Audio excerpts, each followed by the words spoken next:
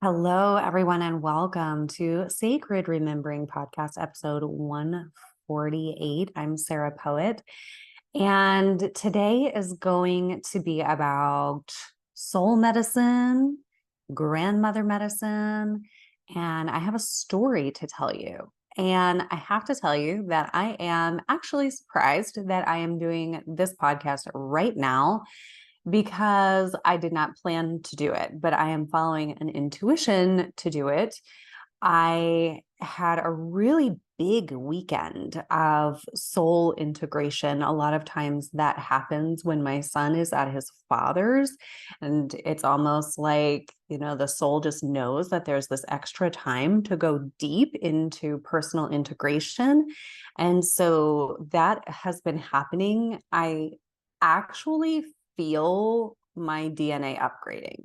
Like, I've never said that before, but I actually feel the activation in all of the energy field and also in my DNA. And so I just took a nap because I needed a nap. It's like I needed a reset here on a Monday. And have to pick up my son soon from school, and I woke up from the nap and it was like, oh my gosh, what am I going to do with this little period of time? And I want to be diligent about being with my workday, but I'm also very tired. And there wasn't this like, you must produce something, because in Heartland, which is this like codex of the regenerative feminine, we move away from just producing to produce and using our energy like that. And so there was this actually interesting, however, instruction from what feels like these grandmother allies that I walk with Heartland, and they have been really present for the last, I don't know, few weeks, month, 6 weeks or so. And so I woke up from this nap and I felt like the grandmothers were like, you're going to go tell this story on this podcast right now. And that is a surprise. So I am doing it and I'm sort of winging it, although this story is one that I have been editing for the Heartland book. So there is something in this podcast that is alchemy for all of us listening, for even me speaking. When I say alchemy, it's like this trusting that there's a medicine. I'm going to talk more about that word in a minute. There is a medicine moving through the space, through the message, through the story, maybe even through the voice, through the energy, that is here to remind you of something, activate something in you. That's what sacred remembering is, right? Like, we follow the breadcrumbs, we listen to these intuitions, we commit, we show up, and we find what we find. So even if I'm using words in this podcast that you are new to, like, oh, there's big thunder outside. I don't know if you could hear that. That's pretty cool. So we've got the thunder beings, as they say. So even if I'm using words like thunder beings or grandmother medicine or soul medicine or DNA upgrades, and you're like, what the heck? This woman's out there. It's like, yes, I am. And I'm always going to tie back to, we are modern women awakening to the truth of who we are. And so, yeah, if it's like stretching you, or if this is old hat, perfect in all the ways. So I think what I want to talk about first is soul medicine. And this was in my Sunday post. If you get my emails, sarahpoet.com. If you don't get my emails and you want to get my emails, I think they're rather good. I write blog posts, I write inspirational messages. So it's all there for you. And please subscribe. I'd love to stay connected more so than just putting these videos and audios into the world. But anyway, this last Sunday, I wrote about our unique medicine, and specifically using the word medicine. My friend Lisa's using the word medicine a lot these days. And the soul's medicine, on a sacred remembering path, it's standing in the very truth of who we are. And that very truth of who we are is medicine to the world. Now, maybe you're like, but I'm not worried about the world right now. I'm just worried about like making it through another day. Great. You being you will actually be perfectly aligned for where the medicine's supposed to go. And because in human design, which I'm not trained in, but there's like the individual circuitry, the tribal circuitry, and the collective circuitry. So when I first became an entrepreneur and I was like trying to solve all the problems in the world around masculine, feminine, I thought that I had to do that for the collective, but it turns out I have tribal circuitry. So that's why right now I'm really ignited about sacred remembering and really building community, because I am like working for the tribe right now. And that's part of my medicine. That is actually part of why I'm here to do that. Okay. And to be a leader of sorts, like a new earth leader, a new type of leader in the tribe. Okay. Yeah. So I went to look at my human design chart just before I started this episode. Actually, I looked at notes that I had taken from human design, and there was something about storytelling. And I used to love being a storyteller. And when I was a classroom teacher, one of my high school students did this hashtag that was like story time with Sarah. Like, I love telling stories and looping things to stories. And I think I used to do that more, maybe in the past. And there was something about storytelling that was coming back. And I remember someone saying to me, you do have this human design gate around storytelling, but remember that you have to tell the stories to inspire. Okay, you have to tell the stories to inspire. So weaving here a little bit about the medicine and the storytelling, I don't exactly know why I'm telling the story that I'm telling today.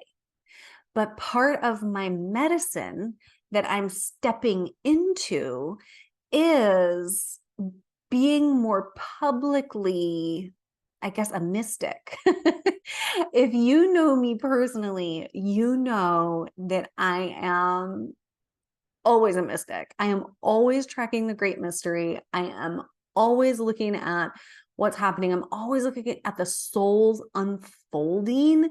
And I completely geek out on this. And it's very, very close to how I walk my sacred remembering path. I'm always noticing what is happening in correlation to the other things. Actually, last night, I was having such an aha moment. And I really have not done a lot of like full-on plant medicine journeys at all, because really every day is a mystical day for me. I'm not even kidding. But, if you have done a plant medicine journey, what that really has shown me is that there is an orchestration to creation. There is everything is actually very connected in creation. It is all playing out for us most of the time. And, we can see and witness those connections the more attuned we are. We don't need plant medicine to be attuned to those connections. We need to be attuned to our own life to witness those connections, right? And so that is like the way I live my life.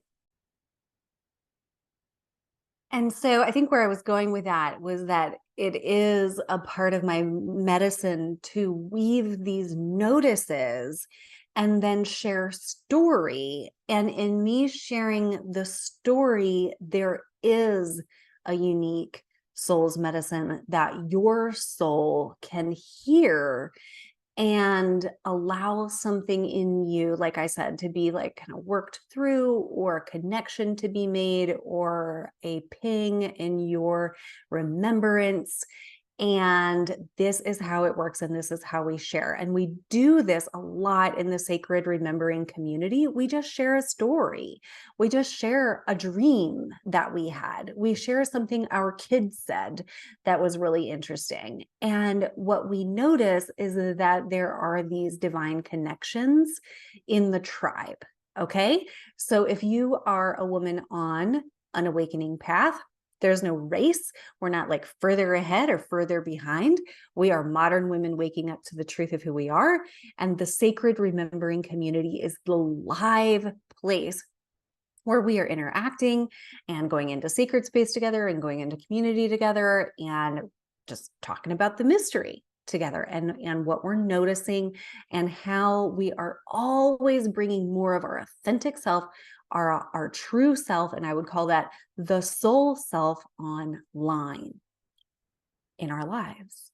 Okay, activating more of our own divine blueprint, because that is what the planet needs, and that is your medicine. So you live your medicine every single day, no matter how loud or outward you are on your path. That is very important. That is the important thing. I came back to do this podcast because my soul led me to do it. I am sharing the story because my soul is leading me to do it. You don't have to be putting your personal storytelling on the internet and all over the world. Those are my instructions that I am getting for me. And that is unique. And so we have to honor that the guidance that we receive is unique, and also the uniqueness of our medicine is in our expression. So you may be guided to do like one-on-one caretaking for a child or an elder, and that's your medicine. You may be guided to make all sorts of like delicious soups and foods that nourish people's bodies, and that's your medicine. You might be an herbalist, and that's your medicine. But the most important thing is that you don't deny your medicine. Because when we deny our medicine, we stop the flow of life. Okay?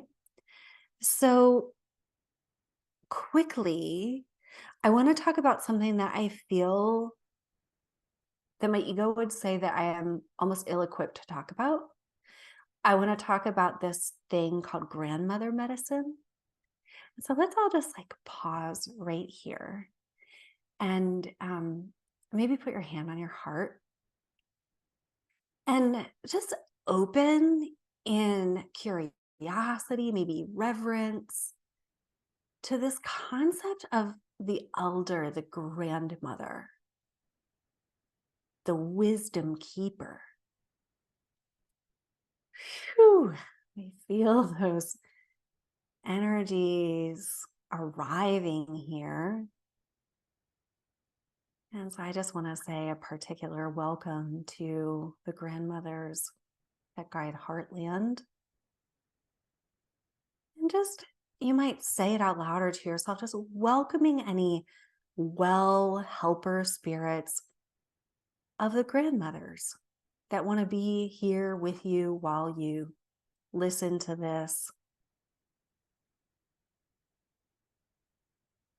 Okay, and so let's just continue to attune here. And my eyes are still closed. If it's safe for you to keep your eyes closed, go ahead and do it. And just tune into like the spirit of grandmother medicine.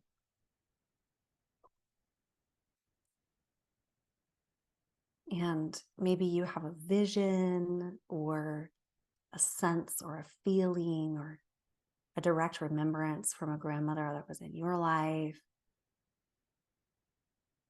And so when we talk about grandmother medicine, we're talking about this essence and this quality of, I guess, an archetype. We could call it an archetype of the medicine grandmother, the elder. Oh. So one of the things that I notice about grandmother medicine is that there's no rush. There's no rush to grandmothers. It's like this wisdom has been culled, across a lifetime, many lifetimes from experience. And there's just this gnosis, this knowing.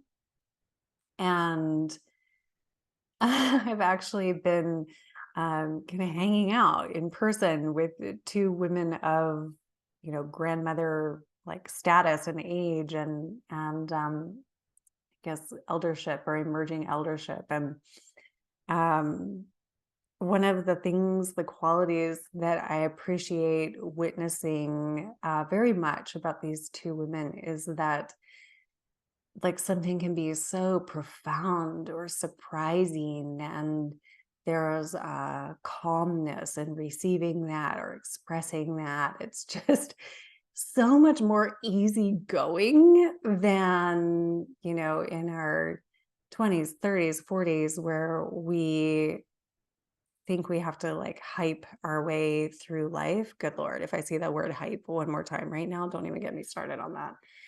Um, so perhaps, at the age of 42, there's a turning perhaps going on in me toward this quality of like no need to hype, no need to rush, you know. Um I do have a 23-year-old daughter, so hopefully I won't be a grandmother anytime soon at 42, but who knows? Who knows? I heard her at 19, so I think she'll be more wise than I was. So, and another incredible quality of the grandmother medicine that I think I yearn for, and just so appreciate is just this natural weaving of sacred noticing and sacred remembering. Whereas it is something that, as we are modern women waking up to the truth of who we are, sharing some of these things like the story I'm about to tell you or the things that I've already said, it can be pretty weird, in the world to do this or to like start talking about this. But a few weeks ago, I was sitting on the front porch of this grandmother's house and sitting with these two women, and the sacred remembering, the weaving of the sacred into the everyday storytelling was so rich and so natural that I actually felt so at home. There was no divide between like I used to say this a lot on this podcast, like one foot in one world, one foot in the other. And that's how women in awakening have lived for so long.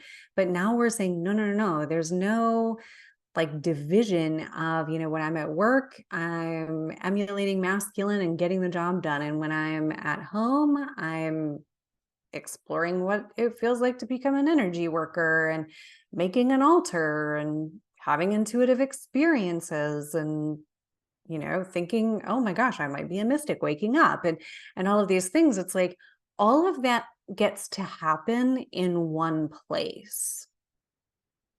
Whew, big thunder outside as I said that. All that gets to happen in one place. And I will say that part of my walk right now is embracing my next iteration of that.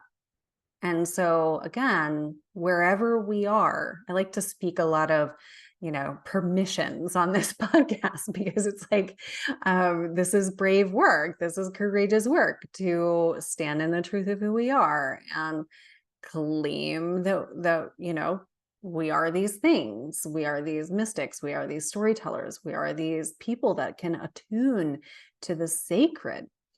So one more piece of grandmother medicine would be then that, this feminine integration of this mysticism and also an ability to sense the earth elements and even communicate from the earth elements is something that is calling me toward grandmother medicine.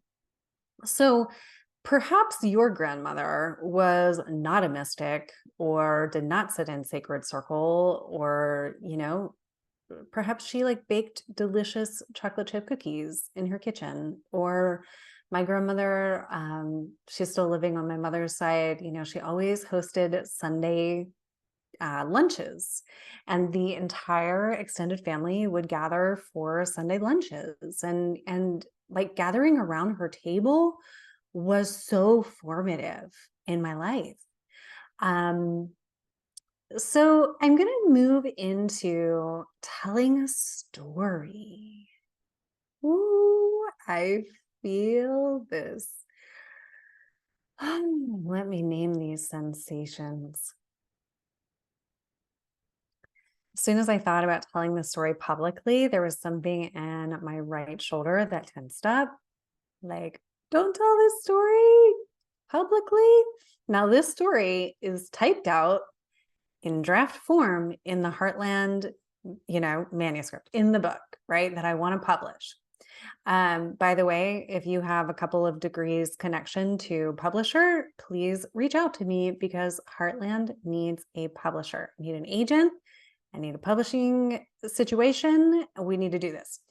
So speaking that, and part of my sacred push right now is just to put it all out there. Also, as I begin to tell this story, I can feel a lot of support from these grandmothers, from Heartland itself. So I really appreciate that. Ooh, that's like almost emotional. That's so much support.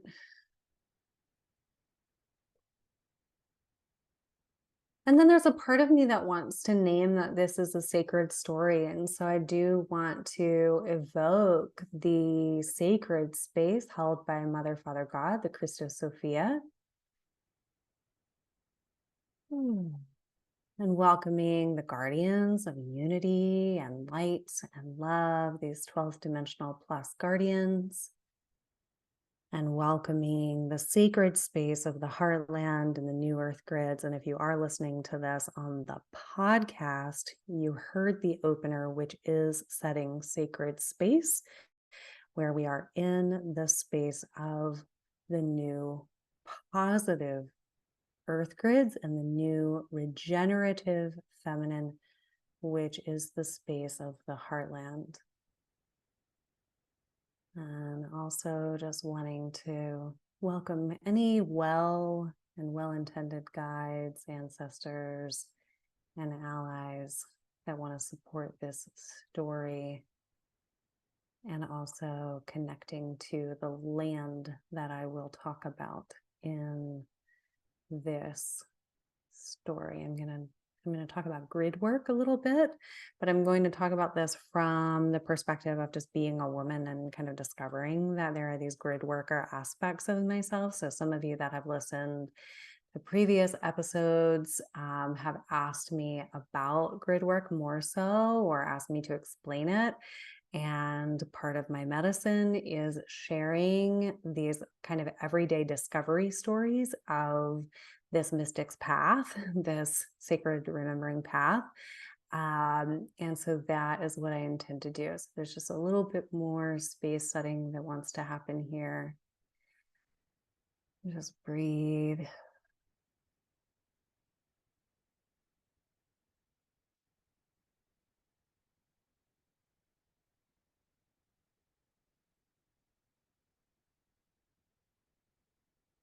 Okay. Beautiful. I'm going to jump right in. So a few years ago, I was on this piece of land, and I was awakened and activated in this heartland kind of sequence. I told you about that in the last episode. And as I was still living on that property and the relationship was over and I knew I was going to be moving from the land, I had this intuition. It was like a idea.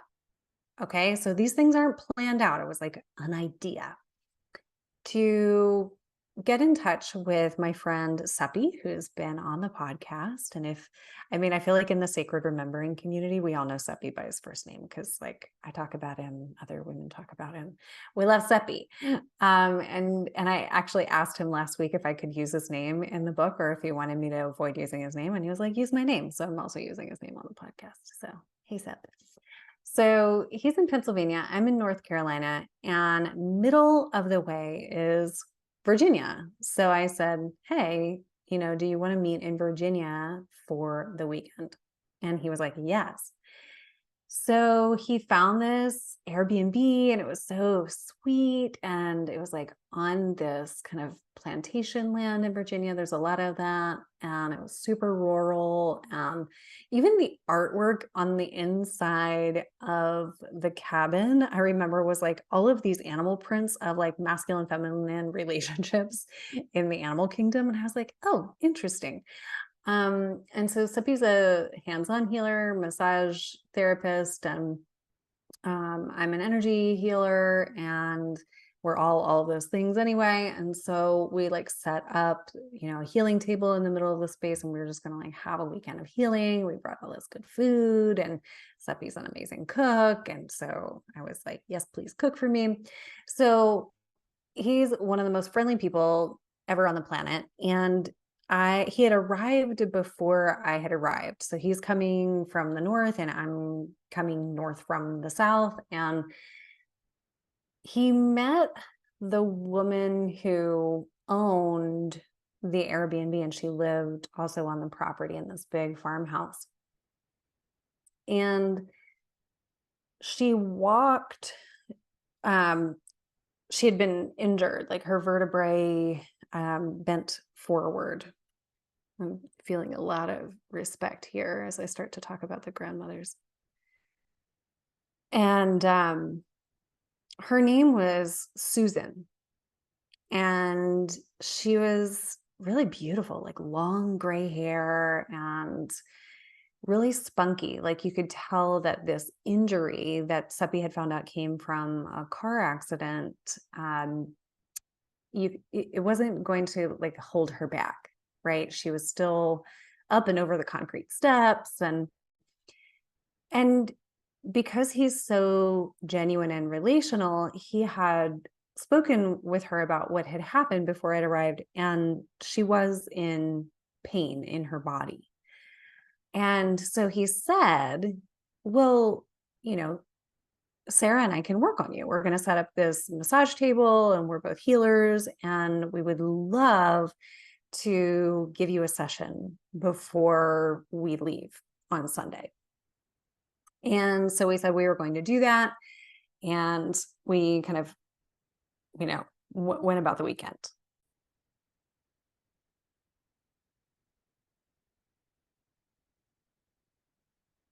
Oh, yeah. So sometimes when I tell these stories, I'm already in like a sacred conversation. And here, as I tell it on the podcast for the first time, and there's YouTube and there's like all of these channels that this goes out to, I feel myself like dropping in a layer deeper and dropping in a layer deeper to tell you a sacred story. So this is working me. This is working my edges. Ooh. Okay. Got the go ahead. So also before I had arrived, Seppi had like gone to this nearby state forest. And he was like, I really want to show you this hike, this trail I found. And I was like, great. Show me the way. Like, yes. And so we go to this mountain and we're like pretty much the only people on it. And I love having a couple of days with Seppi because like we have that much to share with one another that we just talk the whole time. And I had been uncovering, actually, I don't know if YouTube blocks some of these things if I publish it. We'll see. So I had been uncovering some family, I guess, story like that had been so covered up around connection in my father's lineage to satanic ritual abuse and cult abuse and pedophilia and really disgusting shit. And I had uncovered this, which made a lot of sense on my spiritual journey. It helped things to come together. But as a woman, discovering that this was the like basis for my fucked upness in my childhood was mind-boggling to say the least. So that was like I found this out in like 2019, and then 2020, like that first year of the pandemic, I was really processing this, like with all that I knew about trauma and childhood trauma from walking my own walk, from working in education, I mean, it was like all of these puzzle pieces that my soul had collected along the way actually did prepare me somewhat for finding this out. And so I had really began to like detangle myself from my own family by the time I was in my early 30s, because there was so much silence and I knew that I had been abused, which I've talked about before on the podcast, I believe. Definitely episode 144, I shared a lot about like what had happened last year. So this is always like, y'all, I haven't really shared this, but this has been a part of my journey and my sacred remembering journey. And I haven't shared it as much because it was a lot to process. Like, not just the facts, but then also the unwinding of the effects in my own life, which thankfully, praise creation, I now feel that I'll say ego self has been healing a lot. And I'm more ready to bring this forward as a medicine rather than tell a story that might further traumatize, right? So my job here is to tell stories that do educate and that do inspire. And so this is not coming from the pain anymore, which is a part of the reason why I needed to step away from sacred remembering, I think, and some things are clearer in hindsight. So like I said, I spent a lot of 2020 mapping what had happened to my father as a child who was taken through, satanic ritual abuse and cult behavior for many years of his very formative years, and how that would impact, all of that went untreated. And let me tell you, just to really take this a layer deeper, is that this is the worst of human behavior performed on children. And the word here that I would specifically use is groomed. Okay. So it's like the mind is broken on purpose, and the soul breaks. And it's like, if you know anything about trauma, what you know is that the brain will protect you from the horrid memories by repressing them. And then throughout your life, more memories might come back. And so I presume that this is why my father was an alcoholic at various periods, over his life, over my life, because it would just be very, very difficult for these repressed memories to come back and then have to deal with them. But, all I can really do is speculate as far as what the exact effect on my father may have been, but I know a lot about the effect of being his daughter. And he is still living, but we don't have a relationship because he cannot be with any of this. And I actually have not directly spoken to him about this, and it has not felt safe for me to do so. And I have named the, abuse, and that has all been denied, and by my mother as well. And so that lets me know that the family is not ready to embrace these things, which is another reason why I did not tell the stories.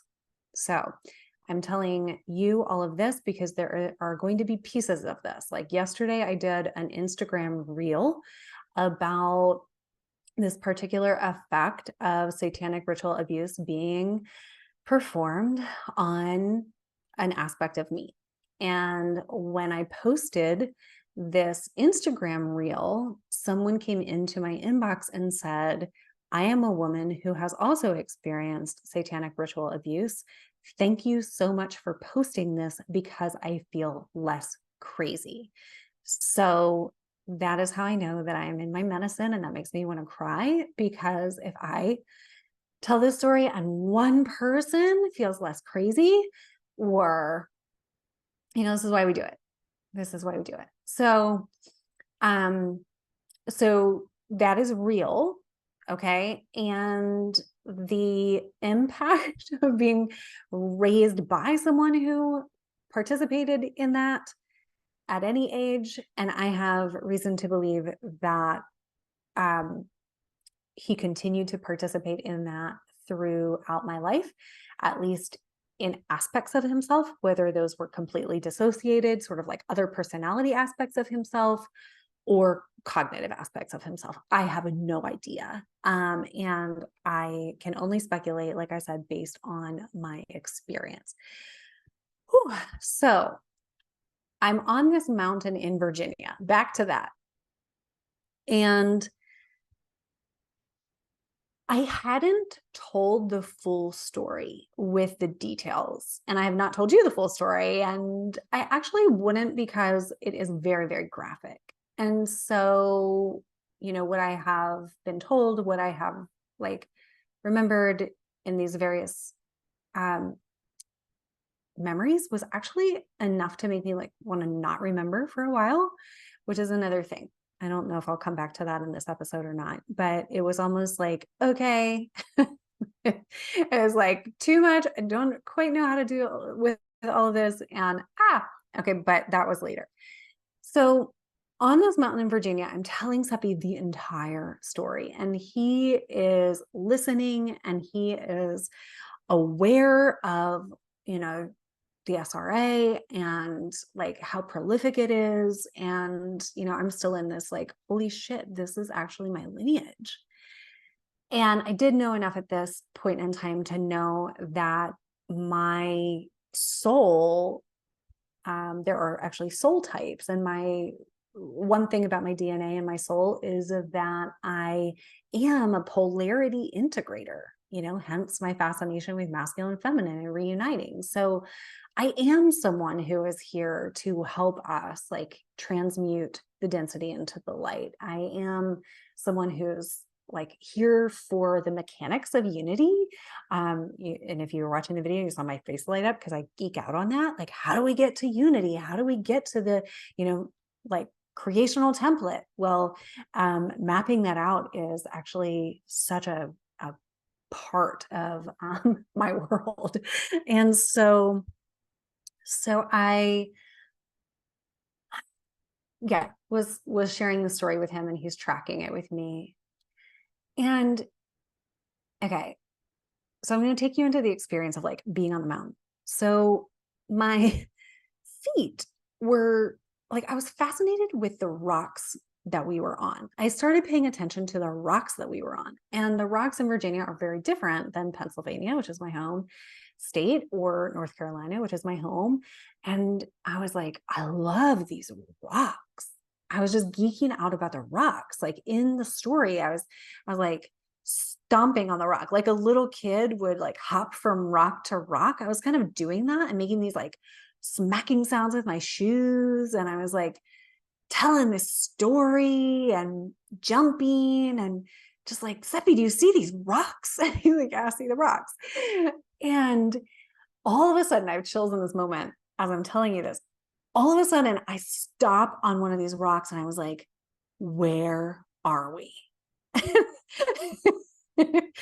Bless Seppi's patience for me, because he was like, he just looked at me like, what do you mean where we are? And I said, where are we? Like on a map, where are we? And he was like, just still kind of silent and watching me as I was like, began to like breathe heavier. And by this time I had told the entire story in its entirety, y'all. This story had never been spoken. This is the important part. This story had never been spoken in its entirety. The secrecy of my family had never been spoken aloud like that. Please hear that. I have chills. Okay, stomp that into a rock. That's important. So I get done telling it. I'm stomping these rocks. I'm like, oh my God, where are we? And I realize that we must be very close to the location on Earth where my father actually grew up as a child and was subjected to this. Okay. And so I realized this aha moment, this like ping goes off. And sure enough, in that moment, I like texted my mother, because I don't talk to my father, barely talk to my mother. And I was like, where did Dad grow up? What's the town? And I was like 40 miles east, as the crow flies, from the town that he grew up. So out of the entire like East Coast or grid, I ended up in a place that was the place where like he was birthed. It was the land where my grandmother, Susie, raised the first 4 of her 6 children. And where, presumably, but I have some data or some anecdotal data for this, where this ritual abuse began to take place, and then it also took place in Pennsylvania. So, okay, do you remember that I told you that the woman who owned the property's name was Susan? My grandmother, my father's mother, her name was Susie. Okay. And at this point in time, Susie was still living and had lived in Pennsylvania my whole life. And I did not really have a relationship with Susie. My father was estranged from Susie most of my adolescent life, and then older. And he had done some work to reconcile with that, but I had not felt to do that. And so sometimes I might see her, but there wasn't a grandmotherly connection per se. And the interesting thing about it, however, is that, when we're growing up and we don't see one side of the family, let's say, like I always saw my mother's side of the family and my mother's mother, but I didn't necessarily take after her genetically. Like when I was pregnant with my daughter, all of my, gestational diabetes and like all of this, the medical stuff actually linked to my father's side of the family. And that was eye-opening for me as a young person. Like, oh, you're very much connected genetically to, these people, even if you don't see them. And there was enough, I'll say, dysfunction clearly in that side of the family that I didn't want to, pursue connection. And let me reiterate that This kind of thing is generally kept so silent in families that family members do not know that this has happened. So I don't know if my mother knows. I know that at least aspects of her know about this, but I don't know if there's ever been a conversation. My two sisters don't know about this. So nobody talks about this. And I don't even really want to say right now, like how I found out about it, because someone came forward in a really brave and beautiful way. And in some ways, what I was doing on that mountain that day was honoring the story that I had been told, because it was one of the bravest stories I have ever heard of survival, of clawing your way back from that kind of trauma. And I know and I trust down to my bones that I was made aware of that story as a sacred gift on my sacred remembering path. Like, absolutely.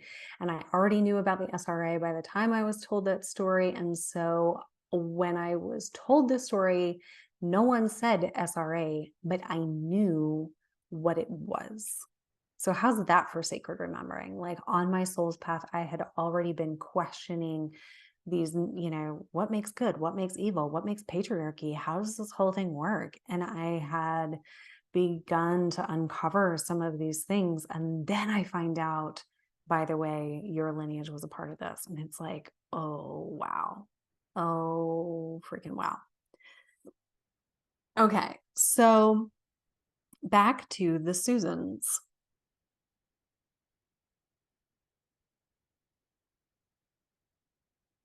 So there's an aspect of this story that I always knew was an incredible weaving of the great mystery.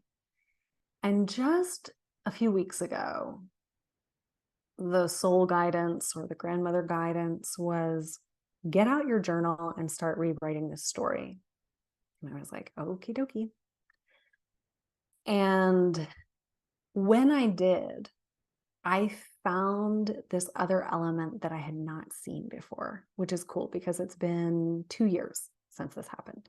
Okay, so are y'all ready? This part's really beautiful, really cool. I really feel it like up in my high heart. There's also a place of like the mother principle. So really giving gratitude for that. Okay. So it's Sunday and I'm ready to hit the road because I want to go see my kiddo. And Sophie's like, no, we need to do this session that we said we were going to do.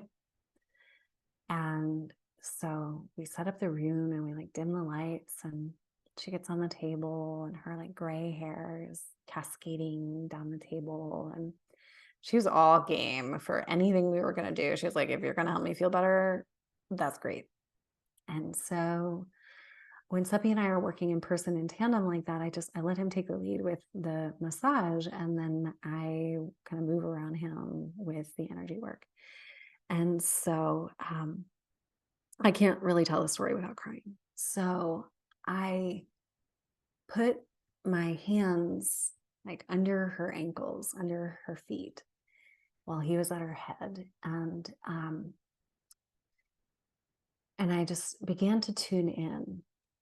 And thank goodness, like the lights were dim and her eyes were closed, because what happened next was so beautiful that I stood there with tears just streaming down my face for I don't even know how long. And what happened was I had this vision of her entire body becoming mountains. Like her body was land. And up and out of the land of her body came these waters, these crystalline waters, these waters that were of a crystalline essence, like of purity, this crystalline essence. And the waters knew where to flow on her body. And I was witnessing, and there was so much healing and so much gentleness and just so much wisdom in the way these waters moved. And anyone who is a true healer knows that there's nothing that we're doing other than holding the intention and the love when we're in that space. And so I was so in awe. I was in awe of everything her body had gone through and just the age of her body and how strong it was and how willing she was to experience healing and how trusting she was. And then I was in absolute awe of this vision that I was having. And really, from what I remember, the rest of the, session went like that. Just these waters moving into these places and this like massive, amounts of energy leaving her body and healing. And it was so incredible. And I had begun for sure a sacred remembering, knowing that the land and the women heal together, like the earth body heals with the women's body. And so I thought, well, how fascinating, this vision I just had. And so I get in my car shortly after, and I'm like headed back. And I knew that what had just happened was super profound. And I was driving, and this hawk wing, like from a dead hawk, this hawk wing lifted up in the air, like it waved at me. and I heard Spirit say, "That's for you." And I was like, that's fucking crazy. That's a dead road. Like, what? Excuse me, And I kind of kept driving, and Spirit was like, "Did you hear me? That was an offering." And I was like, okay. And I had so little gas, and I was on this mountain road, and I was like, but I got to turn around in the gas. And Spirit's like, "You have just been offered a hawk feather. Go back." So I made a bit of an offering. I can't remember what I left, but took a feather off of the bird, and I was just, like really, at this point, you're like, you are in the mystery. You're just in it. You're like, I don't know what just happened. I don't know why this hawk is offering me a feather. Okay. And maybe by the time I'm an elder, I'll have a lot more like understanding of that. But this is like me, modern woman, waking up to the truth of who I am on the sacred remembering path, being like, okay, all right, now I'm being offered a hawk feather. Okay. First time for everything. So, all right. So I come back to North Carolina, and I'm waiting for these like Heartland grandmothers that had come to me and said, we're going to give you Heartland. When I said, absolutely no more depletion, absolutely no more of this taker frequency. And remember, friends, that I just told you that my family was involved in satanic ritual abuse. So that is soul harvesting. That is body harvesting. Those are the words that I'm using. That is what it is. It is a taker frequency of the fucking worst sort. The amount of trauma and rape and incest that my grandmother had to deal with, I can't even imagine. On her body, like taker frequency on her body. Taker frequency passed to her children, passed to her grandchildren. Who knows what the lineage looked like before that? And I had had enough, and I spoke it on this land, and I said, I'm done with depletion. Show me the way. And I got Heartland, again, not that I knew what to do with it immediately. I'm still in this moment. This last weekend, I moved a massive piece in the Heartland mystery for myself. It's been over 2 years. And so I'm still unpacking this. I'm still bringing this forward. Thank you, grandmothers, for continuing to walk with me. And my alarm is going off to tell me to go get my son. Okay. I'm going to finish this up. So I'm back in North Carolina, but the Heartland grandmothers had not given me the go-ahead to leave the land yet. That's what I was waiting for. I was like, show me when it's okay to leave this place, because I'm not leaving here just to repeat this again. Like, this had happened before. I'm not leaving here just to repeat this again. I'm not leaving here like a victim. I'm not. And I get a text a day after I returned that my grandmother, Susie, was in the hospital with COVID in Pennsylvania. And then I got a message just a few days after that, that Susie had passed.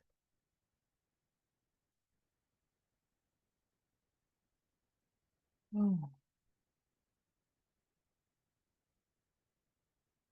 As I speak this story, I don't know what you can feel. I would love to hear from you. But what I feel is this land connection. This connection through the land, now that the story has been spoken again. Now that this truth has been told in another unfolding, there's another layer of healing that's actually currently happening and will continue to unfold. And this is why the grandmothers guided me to tell this story today. Again, for reasons beyond what I understand.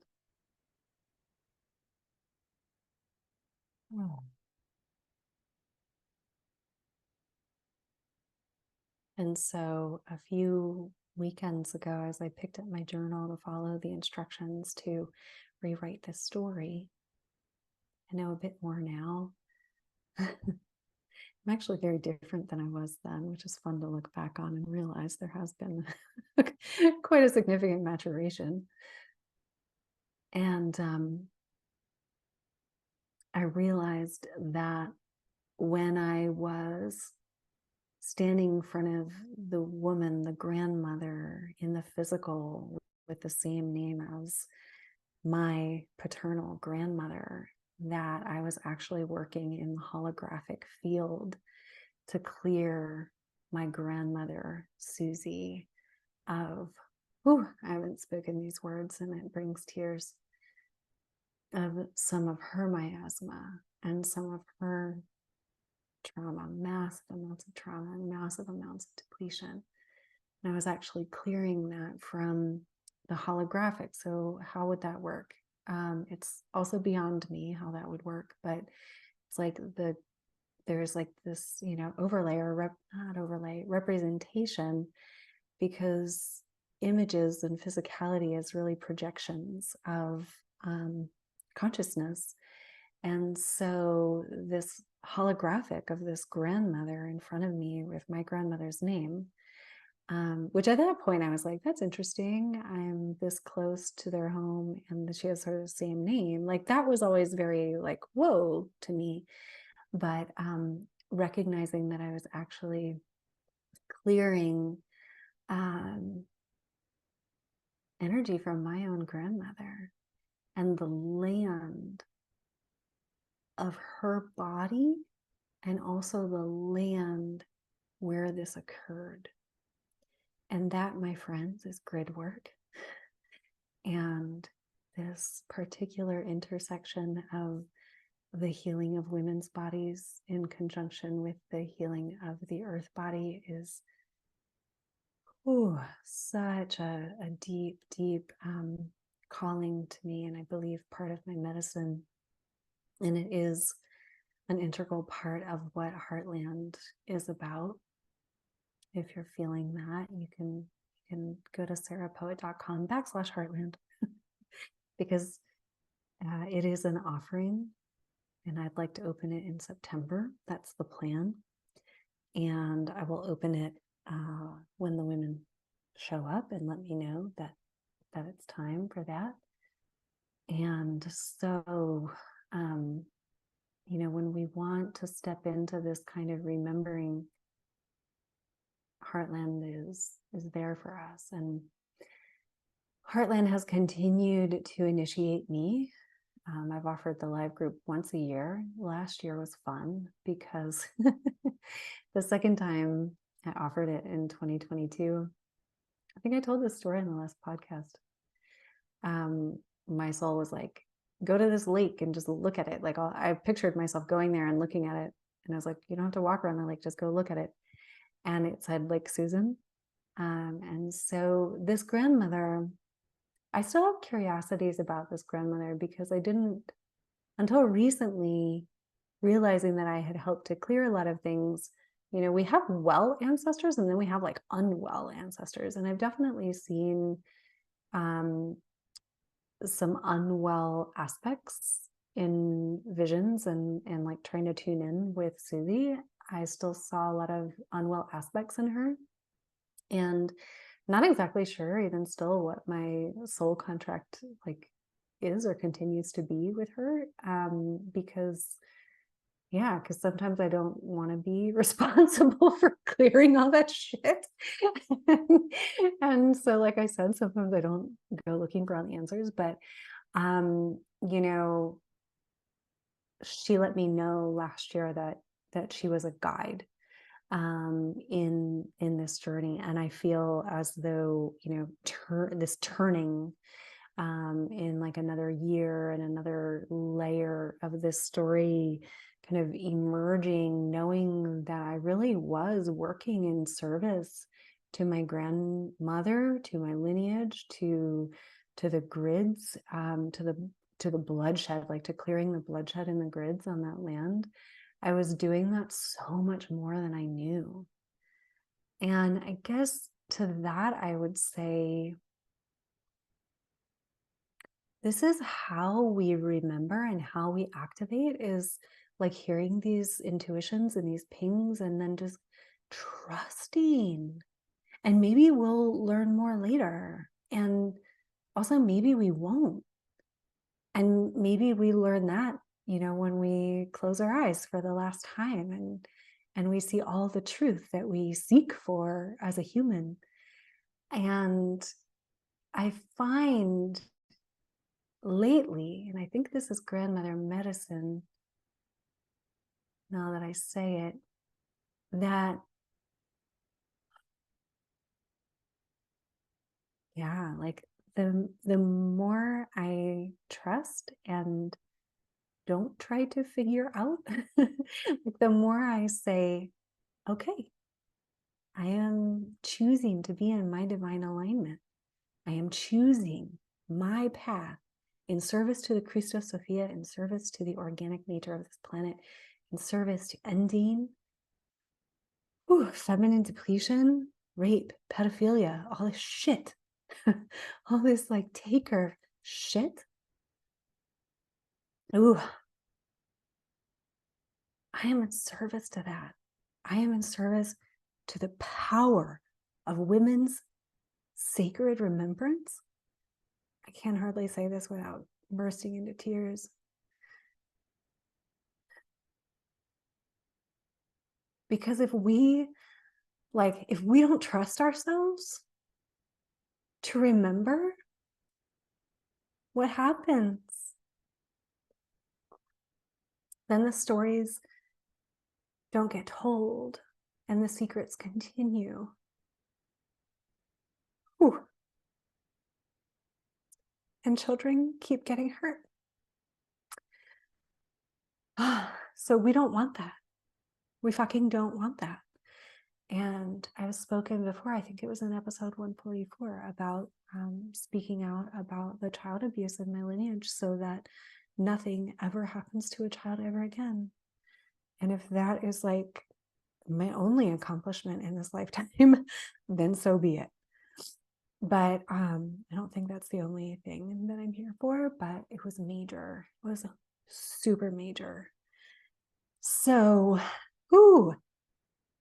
as evidenced by the emotion that is arising in me, sisters, this is big stuff.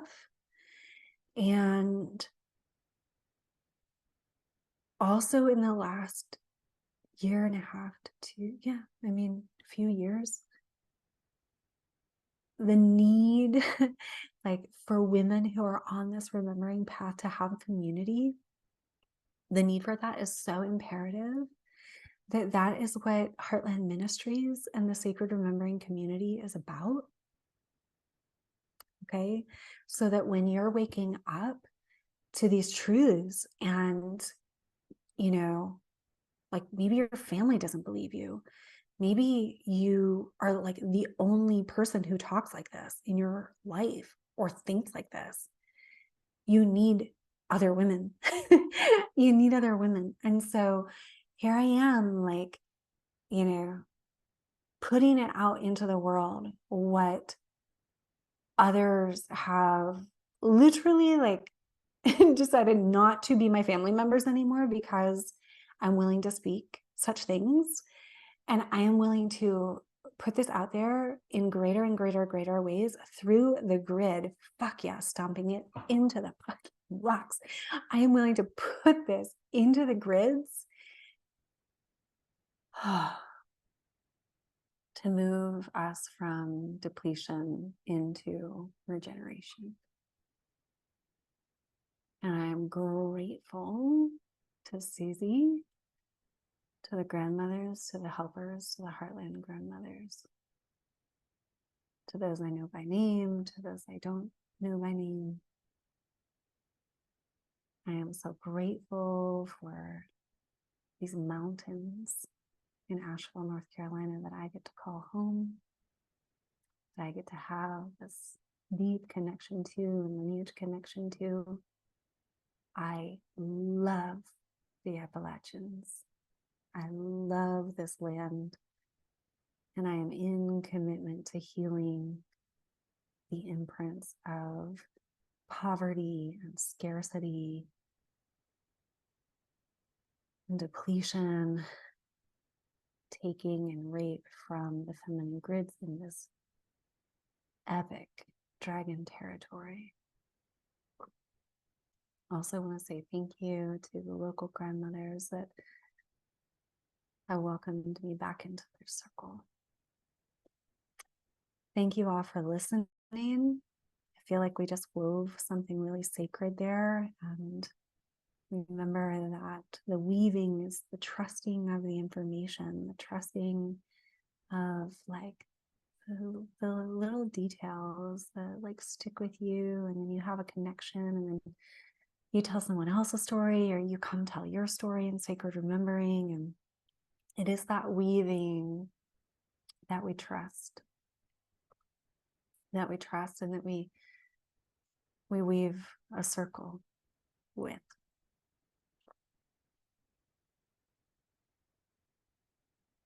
Thanking Hawk Medicine.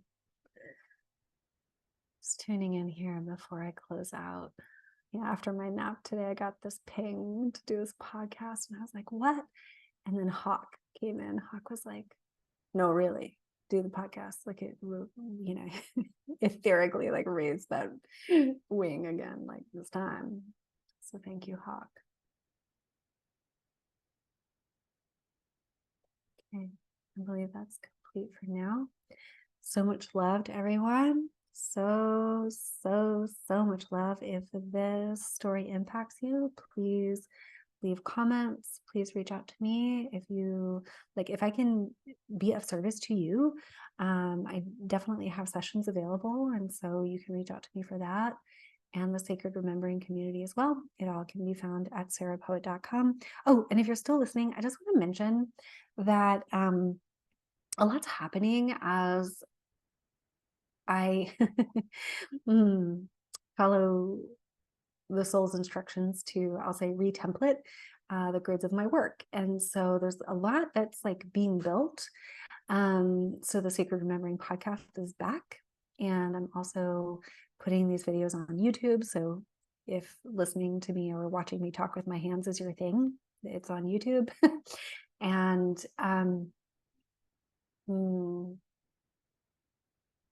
what else wanted to be said about that? Oh, my blog. So I also am a writer and am writing a lot. And that is part of what brings me into my soul's essence. And sometimes, it's shadowy or like I learn more later. And a lot of the time it's really great.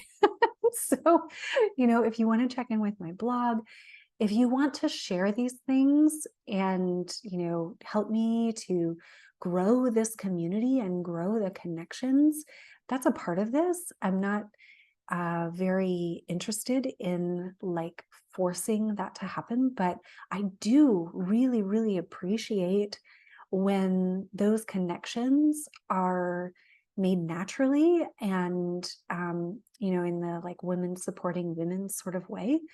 And so if this did touch you and you think of another woman that you would like to share it with, please do that.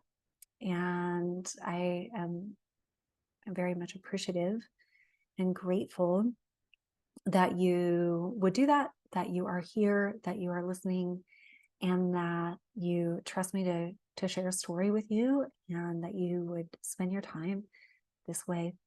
So head on over to Sarah Poet too, because I just wrote this 22-page ebook about women's resources and like no more depletion. Kind of a thing, y'all. So go get it. It's free at sarahpoet.com. And I will see you or talk to you the next time our sacred remembering paths cross. So much love.